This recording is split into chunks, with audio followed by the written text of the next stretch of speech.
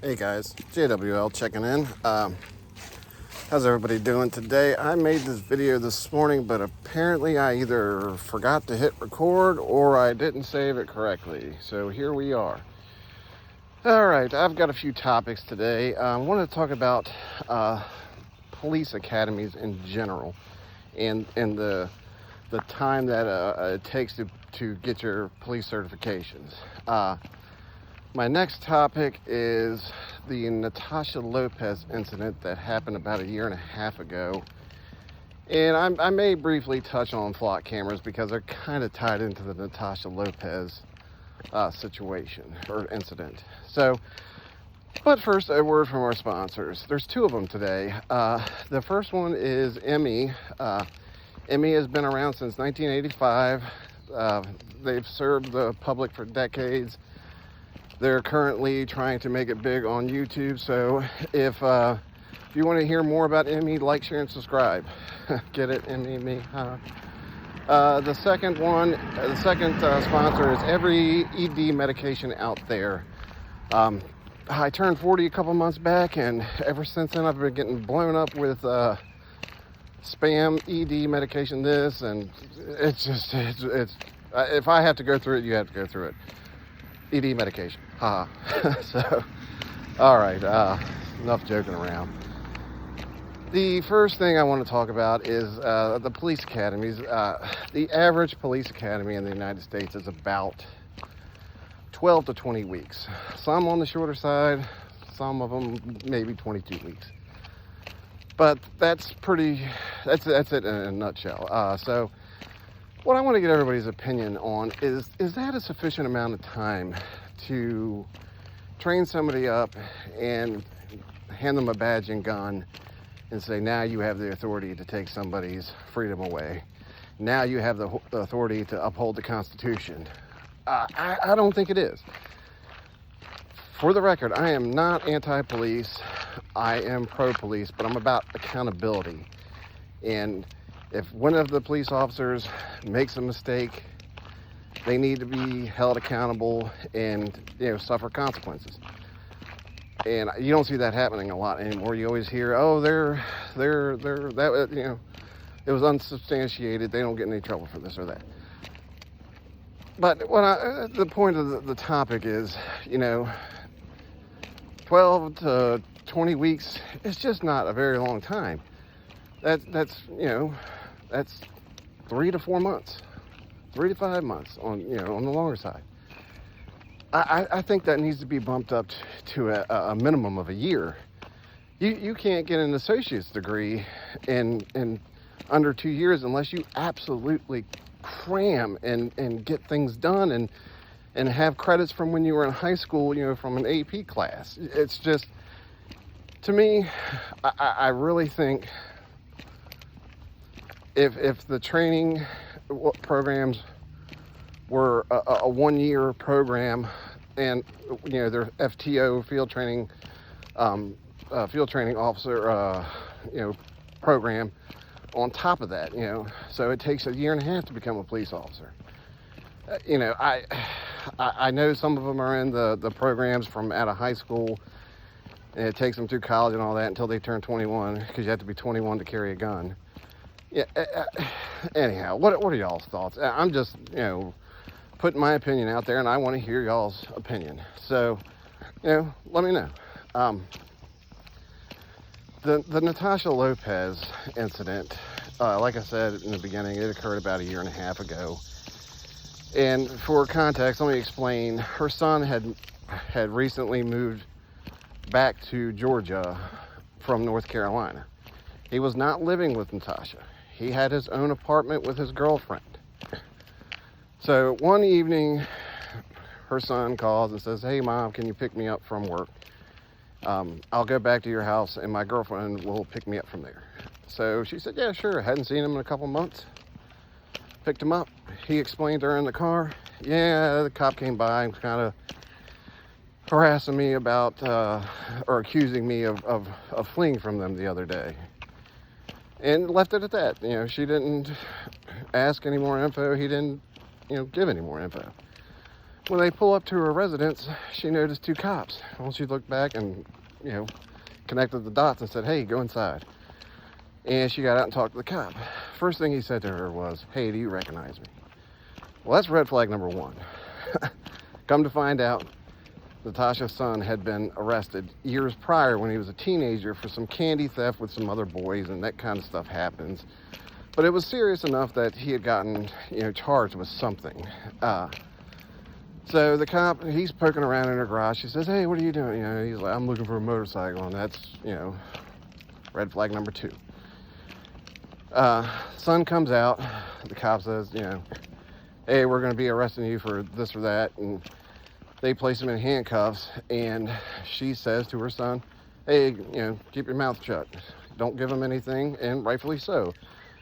You know, your job as a parent is to help your child, and by telling him not to talk to them, you know, was the right thing to do. You don't ever want to talk and give them something they could use against you, even if you're innocent, because you hear these horror stories where somebody has volunteered information and it's been turned around on them to make them appear as if they're guilty. And it's just, unfortunately, it's the cop's job is to arrest people for crimes. And you know, they're laser focused on one thing, making that arrest. They're not there to prove you innocent. So make them do their job. And like I said, I'm not anti-police, but I do believe that they need to do their job and be held accountable for their actions.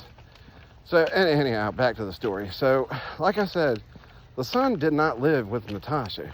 She just merely picked him up from work and was giving him a ride to their house. He was going to get picked up to go to his house from there. So the cop tried to order everybody out of the home, and she said no, because she had her other small children inside and didn't want them exposed to what was going on. Again, that's what every parent would do in that situation. So he tried to enter the home, and she tried to prevent him.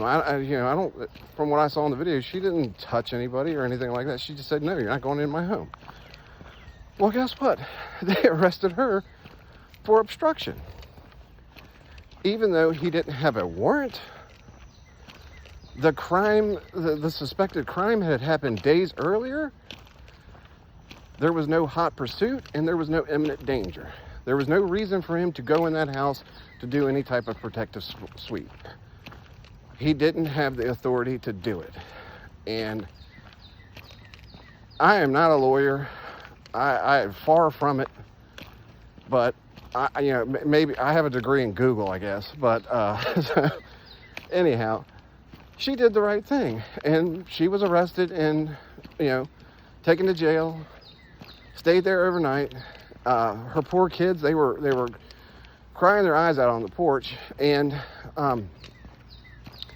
the point I want to get at is that police officer who made the arrest, when he first realized her son had a familiar name to him, he became fixated on arresting him because he knew him from a previous run-in. And as soon as he recognized that, the son was guilty in that cop's mind. And as soon as Natasha stood up for her son, she was guilty. And that's why she was arrested. It was pure retaliation. And that's unacceptable in our society. That man should not be a police officer. I doubt they will ever hold him accountable, but maybe this video will change somebody's mind with that. I don't know. But the worst part about it is the prosecutor, he's had quite a while to drop the charges against Natasha. But instead, he's decided to double down and charged her twice. And the only reason that has happened is because Natasha didn't take this lying down. She didn't take the first plea deal that was offered. I don't know if there was one, but she put this on social media. She got connected with Southern Draw Law, and she started her own YouTube channel, which I believe is called Natasha Noble Social. So go check both of those guys out. They don't know me at all. I'm nobody to them, but I thought I'd mention it since I'm doing this video. Anyhow, It's a terrible situation. She was doing nothing but protecting her children, and now she's been, dragged through the mud because a cop became fixated and retaliated against her. And that's all this is. I don't know if the son fled from them or not, but regardless, it had happened days prior. And if he was going to arrest him, why didn't he do it when he was at the kid's work previously? He was there a few hours beforehand, could have made the arrest right then and there, but he didn't. He chose to wait until they got to Natasha's house for whatever reason. I don't know. But all right, on to the next topic. The flock cameras, and I heard that they use the flock cameras to identify Natasha's son. That's why it kind of popped in my head. And I don't know if you guys are aware of what they are and what they do, but they're all over the United States, and they're constantly recording and updating the police with information. Expired registration, stolen car, this or that. They have a place in society, and I understand that as technology grows and advances, police are going to use the technology that's available to them. However, they are using the technology that is available to them, but they are not verifying what they have. They get a hit. Oh, that car's stolen. Let's go, pull it over and do a felony stop on these people and have them at gunpoint. Come to find out that a 4 was actually a 6 or something, and they got the wrong vehicle. It's not actually stolen. It happens every day of the week. And it's insane to me that they're not verifying what they have, and that's just laziness.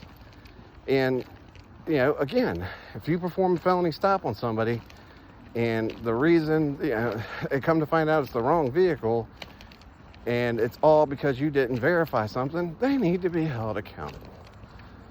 So I want to know everybody's thoughts on it. So, let's rehash this. The police academy length, I think it should be closer to a year and a half maybe. The Natasha Lopez situation, do you guys think it was right that the police came to her house, arrested her son, entered her home without a warrant? And that's the other thing I wanted to mention about that situation. So the son did not live at the home. I mentioned that earlier. But the cop went and applied for a search warrant after he had already arrested both parties. And he told the judge that the son lived at the home and put Natasha's address down there, which was not accurate. The son did not live with Natasha. He had an apartment with his girlfriend that the cop had been at previously, asking around who owned that motorcycle. So he was well aware when he told the judge the address of Natasha, and that's fraudulent information, and that's lying. So here we go again. There's more to the story than meets the eye. So what's your thoughts on that? I believe Natasha was 100% within her rights to refuse entry to her home. What are your thoughts? And then lastly, what are your thoughts on flock cameras? Are they accurate? Are they needed? Or should the cops be, verifying what information they get? I believe, if I went to work tomorrow and I said, hey, A, B, and C, blah, blah, blah, and then come to find out it's actually CBA, I'm going to get in trouble. But yet, the cops can make felony arrests on people, or detainments, I should say, and then they just, sorry, it was a mistake, have a good day. It's about accountability. And like I said, I'm pro police, but I'm pro accountability too. What are y'all's thoughts? Let me know.